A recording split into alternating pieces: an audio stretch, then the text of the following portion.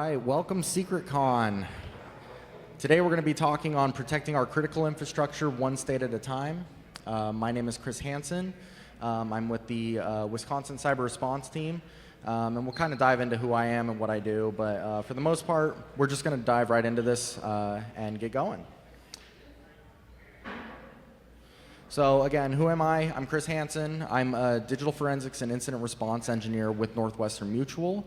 I'm an incident response lead with the Cyber Response Team of Wisconsin, and that is a volunteer organization where we help with SLTTs, the state, local, territory, and tribes of the state of Wisconsin in any form of cyber incident that occurs or arises. So story time, I'd like to give you a little scenario, something that we've seen recently. Imagine yourself as a network owner. You get brought in because the last network owner wasn't doing exactly everything they were supposed to be doing, and they had a little RGE, a resume generating incident or experience. So you're coming in because something great didn't happen, and you don't know where to start. What are you supposed to do? Where are you supposed to go? How are you supposed to manage this huge thing that is before you? You have no idea where to go. So really something like that is going to come up to asking for help. You're going to need the help from the state, local groups. So when we're talking about any of these industries, we're going to go into critical infrastructure. Critical infrastructure is actually as categorized by CISA, and if you don't know who CISA is, you should probably look into who CISA is. That's also a very good thing to know.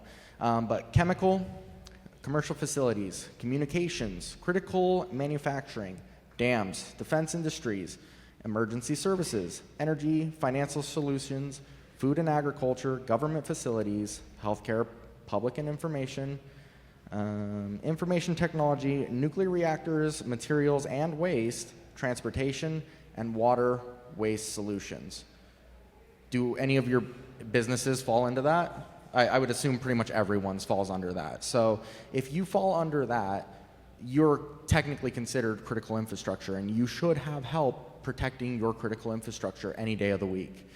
So how do we work together in this? That's kind of a hard story, kind of a hard thing to do, because everyone wants to be so siloed. It's like, hey, we have an incident. I'm not going to tell my friends who are next door who are experiencing the exact same thing what's happening. Well, why would we not let them know? Say, hey, we're on fire. Are you guys on fire? Oh, you are too? Let's work together. Like, let's put this out together. Nobody does that nowadays. That's kind of just the old way of thinking. Nowadays, it's like, hey, we're struggling. We're not going to tell anyone else we're struggling, and we're going to claim cyber insurance. And while cyber insurance is a good thing, it doesn't actually solve all the problems and mitigate all of the facts of, hey, how did an incident occur? What were the proper steps of mitigation? How do we move forward from this kind of a thing? So, step in the Wisconsin Cyber Response Team. Our mission, obviously, to support critical infrastructure. Really any of these groups. So any of these groups, any of those sectors that we talked about, they can call us up and say, hey, we're having a cyber incident, whatever that may be, like business email compromise, ransomware, anything like that. And they can say, hey, we need help. We don't know who to contact. We have no idea how to manage any of this stuff. We just need help. We need people to guide us. We need people on site. We need whatever. That's what we're here for. We're a volunteer group that all steps in to help with some of these things. Our vision really is to assist in both preventing and responding in the events of any cyber incident. And I bring that up especially because a lot of people like to be retroactive in an incident. It's like, hey, we got hit. Now it's time to do something. That's absolutely the wrong way to do it. You need to be somewhat proactive. Think, hey, we could get hit tomorrow. What are we doing to prevent those things? Are we doing vulnerability scanning? Are we updating things? Are we actually, I mean, the last presenter just talked about Bloodhound. Are you running Bloodhound on your infrastructure to say, hey, we have a ton of accounts that could be compromised at any moment and could be leveraged by a threat actor? If you're not, might be a good place to start. You could easily do some, group policy changes or some updates on those accounts to get everything working so that you can move forward. So with this, we're under the Wisconsin Emergency Management, and they help facilitate our vision. They're kind of like the people that you would call if you had a chemical spill in the middle of nowhere, or you had a crazy fire, and they would kind of deploy, not only the local fire department, but the bigger fire department and DNR and all that fun stuff. So they help facilitate some of this stuff. They get the phone calls. They decide to play phone jockey and divvy out, hey, is this really an incident? Do we need to send someone? Or we had one recently. Someone got our number, which is fine, because again, when we have a cyber incident, we want real people who are like, hey, we've been ransomware, please come help us. But we had someone who was like, hey, I'm like an older person, and I've got problems with my phone. I'm sorry, but we're probably not going to be responding to tech support like that. It's not really what we're trying to do. We're trying to help with real-world scenarios and real-world threats. And so we have Wisconsin Emergency Management who kind of facilitates of like, hey, this is a real threat. We do need to go take care of it. Or, I'm sorry, but your tech support, you could go to Best Buy and Geek Squad or whatever and get that taken care of. And again, they lead a lot of this stuff. I like ending a lot of this with saying that it's recovering from a disaster. So they help facilitate us going in. We do the remediation of a threat, like in the case of ransomware or anything like that. And it really is a disaster. It's a cyber disaster. I mean, has anyone ever dealt with ransomware before? Raise of hands. The amount is small. And it's kind of shocking. The amount of people who have really dealt with it, like hands-on experience, it's a lot less than you'd think. But we hear about it every day. It's like, it's such a big problem, but the people who have that hands-on experience is so minimal. So again, and if you've dealt with it, you know exactly what I'm saying. It is a cyber emergency. It is a problem. Remediation is the majority of it. The actual incident itself can take minutes, but the actual cleanup of it could take weeks, months. We've even seen a couple go into multiple months, which was terrible. So what we do, our organization structure really covers a lot of different things. I'm not going to dive too much into it because we don't have a ton of time. But we have the Community Emergency Response Team, so CERT, that's going to be your things of like chemical spills or tornado disaster or anything like that. We have Incident Management Team, which is going to be any form of incidents, whether it's cyber, fire, anything like that. They're also the team that's going to help perform some of the CERT things. They kind of manage the CERT group. Volunteer organizations active in disaster. So that's, again, people who step up like us, anyone who wants to help in a moment of disaster, whether that's cyber, fires, water, flooding, or anything like that. There are volunteer groups that can do that. And then obviously the Business Emergency Operations Center, because you got to make sure that people get paid. At the end of the day, like a real cyber incident is so scary because as many of us do incident response or we do architecture of things or data remediation or recovery, if you're not getting paid, guess what? Nothing happens. Nobody's going to do anything. As good-willed as we are, if we can't pay our bills, if we can't feed our children, if we can't do anything, we're not going to be able to go very far. Everyone does need to get paid at some point too, so the business operation takes care of that side of things. And obviously cybersecurity preparedness has a piece in all of these pieces. Current organization, I'm not really going to dive too much into this again. I do want to say that we partner with local, state, and federal agencies. This is something that's come about in many years. So again, working with the Wisconsin Emergency Management, they kind of divvy out how we facilitate things. We work with DHS, DOD, DOJ, some of the other really cool groups as well. I can throw out any acronyms you really want, like UFC, TTYL, my BFF Jill, I don't know, but really, the big key piece is the Wisconsin Cyber Response Team volunteers. This is anyone who wants to sign up. So if you have the will, the desire, you live in the area, you can sign up and say, hey, I'm available. I don't know how to do incident response. Or we have people who are teachers and they have never done cyber response, or even, half of them don't even know how to type passwords properly. But we train them up, and hey, this is how you learn. This is what a computer is. This is what cyber awareness is. Like, don't click on that phishing email, things like that.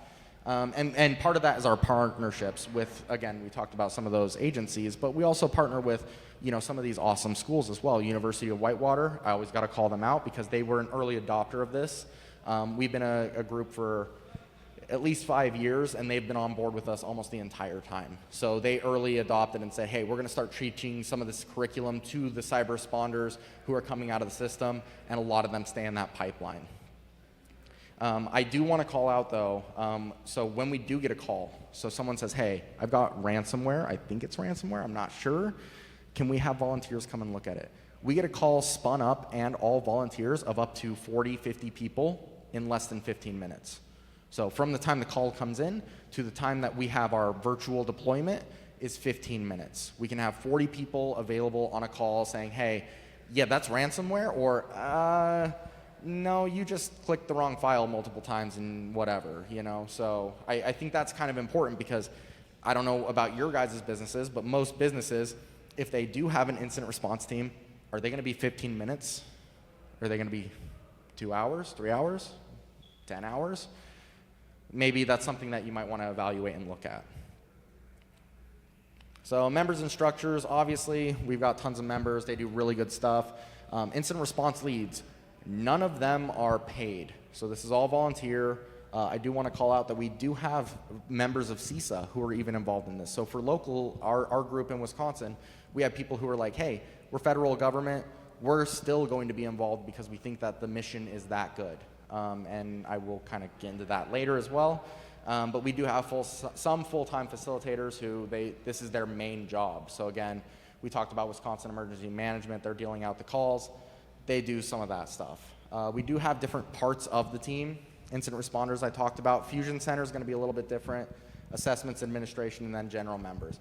Anyone can be a member if you live in the area. So if you live in the Wisconsin state, you can sign up and be a member, and you get tons of benefits from it, training, things like that.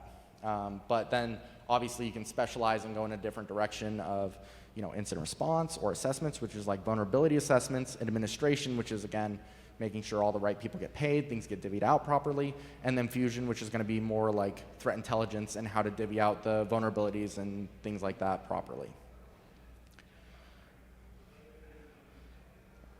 So we talked about some of the training, assessments, incident response. That's all that information there. And then we do quarterly training exercises. So who here knows what CCDC is? Yeah, plenty of people. Awesome. So we do something similar to CCDC, but we actually take government entities, so military deployment groups who just got back, and they're red teamers overseas, and they come back home and they're like, hey, we're getting kind of rusty. So we take them and we say, hey, we need to defend against you.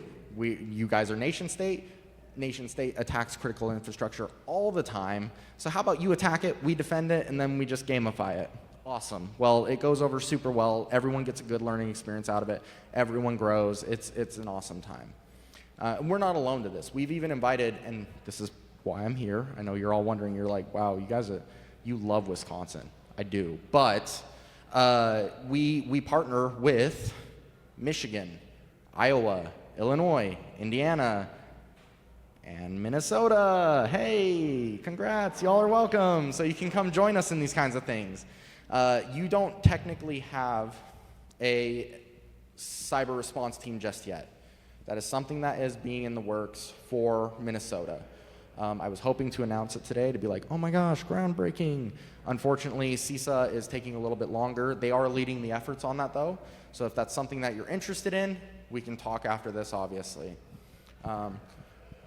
Circling back on assessments though, CISA does assessments. Who here knows what CISA is? How many of you are doing CISA assessments? Well, why not? It's free. You're already paying for it. You pay for your taxes, right? We don't do tax evasion in this room. Yeah. So if you're not avoiding taxes, you already get the service for free. It's already taken care of, so you should absolutely have them do it. They'll do a vulnerability scan on your external IPs. They'll give you a report. You can kind of throttle that with them and say, hey, I want something every week, day, month, whatever. I know it's kind of something that you decide between them. But then they also have the ability to train you up. So if you do something similar to the CRT, the Cyber Response Team, they have a program where they say, hey, you can become CISA certified and doing vulnerability assessments, and then you can turn that into a whole thing yourself where you're like, hey, that's my job. At my job, I do vulnerability assessments. Cool. So I'm going to go over some quick numbers.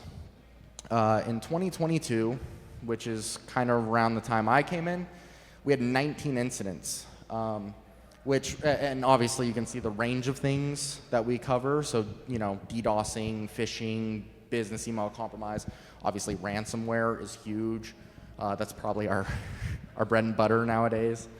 But 2022, 19 incidents. Now, 19 incidents for an entire state sounds awesome. The problem with that is most companies, most of that critical infrastructure, they're not reporting it to us because they're just doing their cyber insurance, and their cyber insurance is saying, hey, don't tell them. We're going to stay quiet. We're just going to do the payout, and we're going to move on. We don't need to deal with that kind of stuff. And since then, we've stepped in and said, hey, while you can do that, it's not usually beneficial. If they exfil data and they're actually selling that data anyways, maybe you should look at it at a different light, and maybe we should be a little bit more proactive. So since then, 2023, we had 27 incidents. As you can see, that's kind of an increase. Again, the range of things that we do is kind of crazy, but notice K-12, like schools in general, are always our biggest customer. We're always seeing schools get hit with ransomware, phishing, whatever. It's because you people are underfunded and underappreciated, and we know it, and that's why we want to help you, because you don't have enough team to do cybersecurity all day, every day. Leverage the state and local groups that can kind of help do some of this incident response and take care of these problems with you. Help with some of the vulnerability assessments. Help build your infrastructure so that it's more secure and safe. I do have to go back one. So for 2024, I didn't have a slide I was supposed to, I apologize. For 2024, we have already, up to noon today, we have 25 incidents thus far this year alone. Again, majority of those are K through 12, and half of them have been ransomware. I will tell you, having been on site for most of these ransomware incidents, it's been a very busy year. I've had to drive out to all these different places and help them run through ransomware and what to do and how to mitigate it. It's a lot. This year is a lot, and we're at 25. We just hit a little over halfway in the year, and last year was 27. So like numbers-wise, the threats are going up. The problems are becoming worse. The types of attacks, as we're seeing, ransomware is huge. So it's getting worse and worse,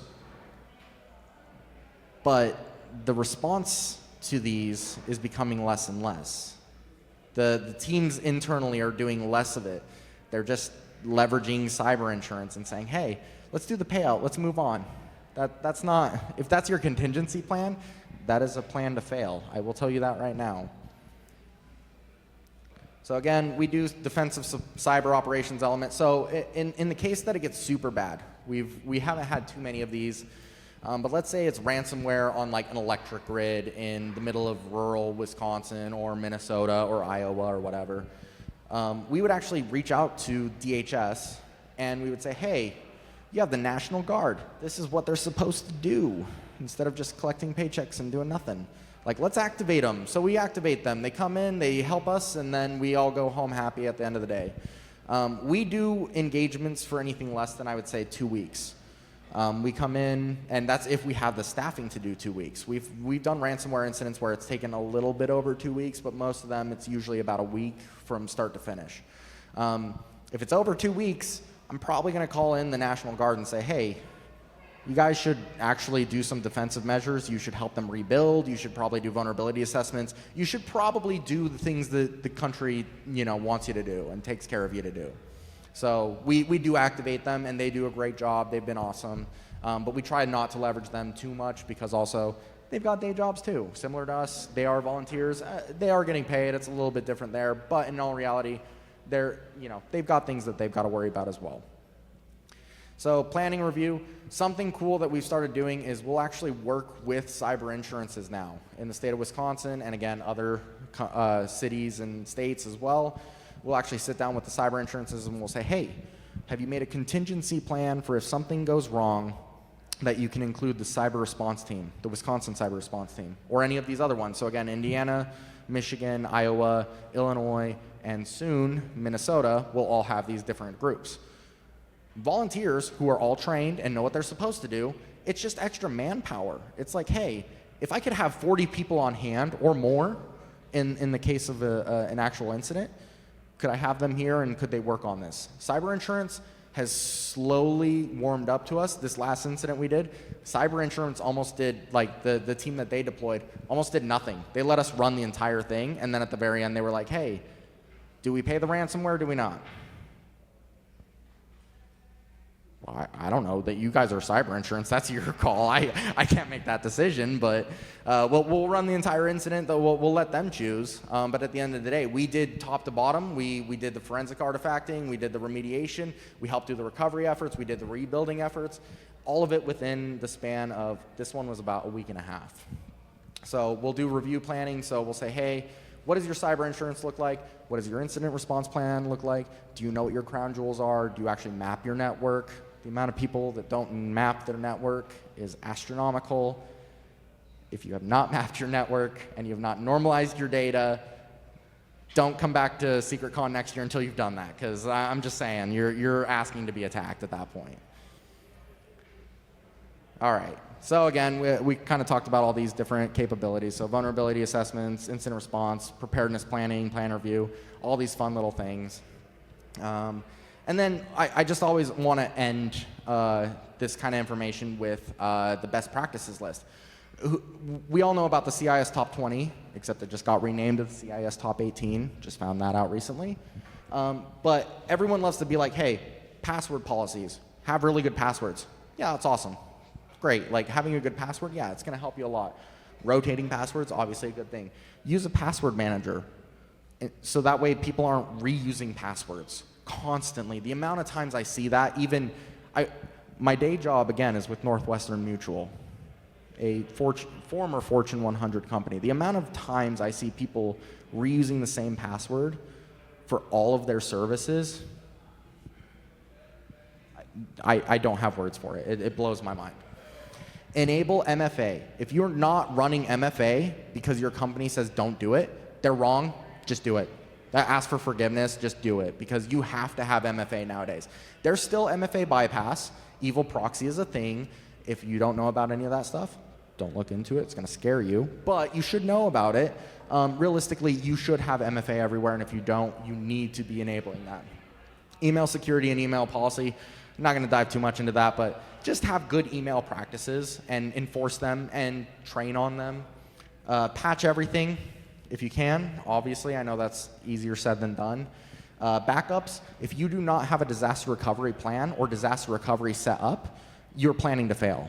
The amount of times that we've seen ransomware, albeit hit backups, is pretty high, but the amount of times that it actually does damage to the backups to where they can't rebuild from it, low. Extremely low nowadays. You can rebuild from backups. It's going to save you so much more time and energy. If you don't have that disaster recovery plan, and audit it to make sure that it actually works, and then implement it every year at least, so that you can say, hey, we can rebuild in 2 days, instead of, hey, we have a plan that we could rebuild in 2 days, but we've never tested it. That's not a good look either. You should, if you're going to say we can rebuild in 2 days, you should be able to rebuild in 2 days. Secure remote access. I would say if you can remove remote access, do that, but I know that's unrealistic. Choose something that's not TeamViewer and you're already on a good track. Digital risk protection services, it's okay. It's not really at the top of my list. I would say that it's important, but I would say security awareness training is extremely underrated. The amount of times that people say, oh, I'm not going to train people on how to not click on something. Why? Like, if you take the time to teach someone not to click on a phishing email, guess what? Your odds of threats just went super down, because most phishing is most compromised right now. It's not these zero-day patches. It's not these zero-day exploits that everyone's hearing about. It's mainly phishing. People are still falling for these scams, these phishing. I just had a scam the other day. An employee was scammed out of a couple $100,000. Yeah, that's still a thing. Like, people are still getting scammed, and it's so easy to get away from this, yet they're still falling for that. They're still falling for all the phishing clicks, and they love, love, love giving away information on LinkedIn. So if you don't train them on, hey, people can steal your information on LinkedIn, even when you're not at work. You should probably look at that. Don't click on every link. Basic training and awareness stuff goes a long, long way when you're trying to do that. I would say my top 3, actually, enable MFA. Obviously, I hit on that. Security awareness training, I would say, is a close second, if not first. Because if you train people and you don't hurt them, that's another thing that I hate that people do. It's like, hey, I clicked on something. Oh, how dare you? No. They clicked on it once, fine, whatever, it happens. But train them like, hey, just because you clicked on it, did you enter in any information? No. Did it have you download something? No. Okay, well then, next time, just be a little bit more cautious. Like, or if it brings you to a login page and you don't trust it, maybe notify us. If it's from someone you don't know, notify us. Like, have that connection, have that conversation with them so that if something does happen, you want them to be talking to you. You don't want that, like, you're going to get the slap on the wrist or they're not going to talk to you. They're just going to be like, oh, yeah, I clicked on that. I'm not talking to security because, yeah, those guys suck. They're mean. Well, yeah, no duh. You're super mean. You're rude every time you talk to them. Like, don't be rude. Let them do their thing and just try to enable them so that the conversation is clean and good. And then, obviously, my third one is remote access. Because the less remote access you have, and monitoring remote access is going to make you light years better than everywhere else. So I have a quick blurb. Obviously, anyone can join the cyber response team. Again, for us, we're the Wisconsin cyber response team.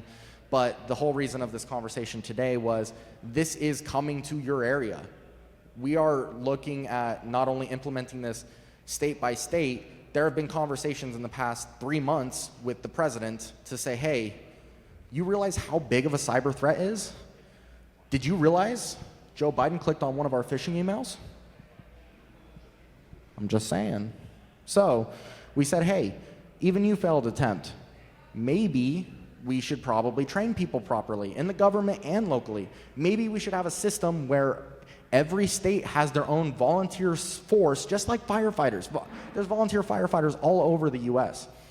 Well, why aren't we the same way? Something happens and it's like, hey, the energy grid gets hit. Well, why don't we have people get ready and respond to that instantly and be ready to take care of those problems, state by state. And then long term, which is already in our lights and something that we're starting to see, we're actually looking at rolling out a federal program where the top people from all the different states can actually be responding to bigger national threats.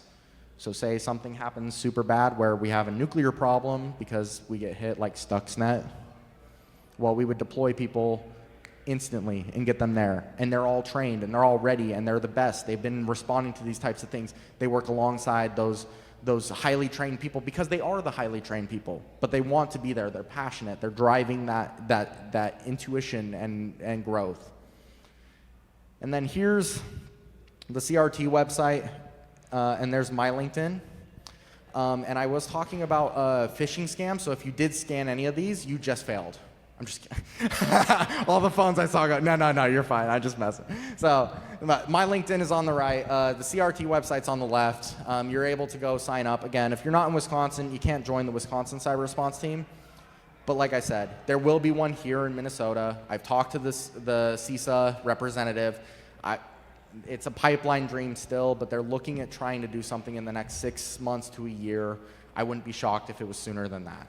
So just keep an eye out. I will be posting about it, in the Discord for the SecretCon. Again, if you have questions, you can hit me up on LinkedIn. I may not respond immediately because I deal with a lot of these threats.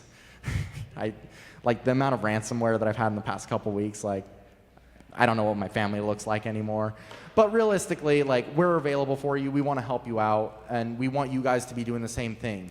We've helped Michigan. They've got a really good group now. Iowa, they're stellar. Indiana, they're okay, I guess. Illinois, Illinois and Wisconsin got that feud, I guess. I can't say anything good about them. But realistically, everyone's fantastic, and it's been a really cool pleasure. So if you are interested in any of that stuff, feel free to join in. I do have a couple more minutes, so I'm just going to take like 2 minutes of Q&A if anyone has questions. If not, I'm going to end, and then we can chat offline.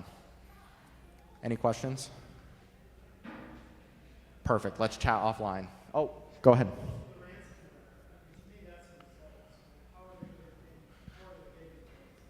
Good question. Yeah. So ransomware is the biggest one that we're seeing, the biggest customer that we're seeing. So how are they getting in? Great question. I love it because, again, you would think that it's these 0 days, these crazy things. 9 times out of 10, it's phishing. It's almost always phishing. The other 1 out of 10 is maybe some weird vulnerability on something that they left on their network that they weren't paying attention to because they don't actually, again, normalize your data and draw out your network maps, because the amount of servers that I've seen on networks that people are like, oh yeah, we put that in like 2010 and we haven't touched that since. It has default creds on it. Well, yeah, you're probably going to get pwned at some point. So great question though. Yeah, so phishing is absolutely number 1. But with that, I'll end, and then if you guys have questions, obviously, my LinkedIn, I'll throw that up one more time. You can add me on there, or you can catch me and we can chat over here. So thank you so much. You have a great evening.